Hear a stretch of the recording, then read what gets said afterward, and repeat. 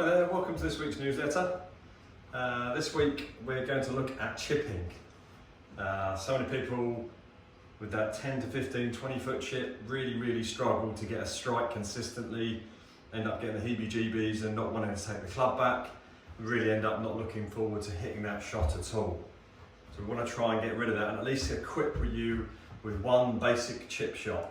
Doesn't matter if you're using a 58 degree or a 7 iron, the mechanics of the stroke remain the same. And what I tend to see people doing is being far too much of their stroke is coming from, sort of elbows downwards, forearms and wrists.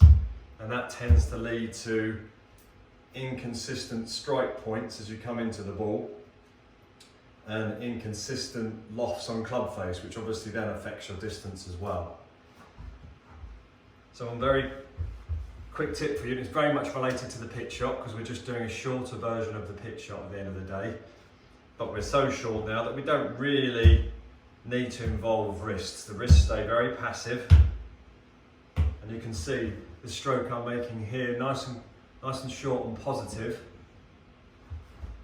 But the reason why the club starts down to the ball, again a bit like in a pitch shot, is that my body rotates and that club head there collects the ball for me.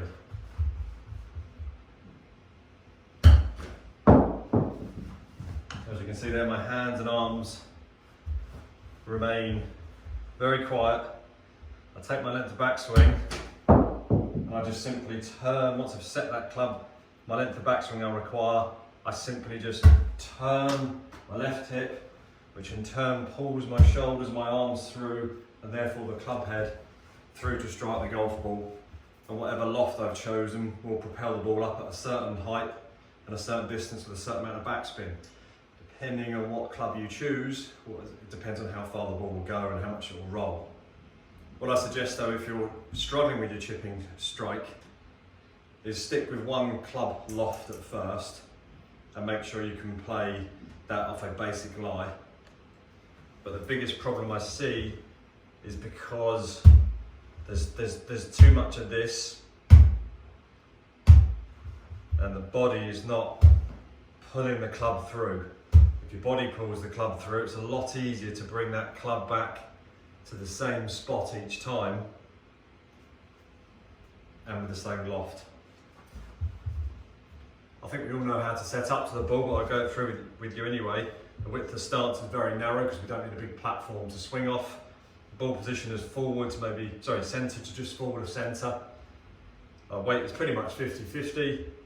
There's a slight shaft lean on the club towards the target, but nothing tremendously strong, which I see sometimes with people, which leads to steepness.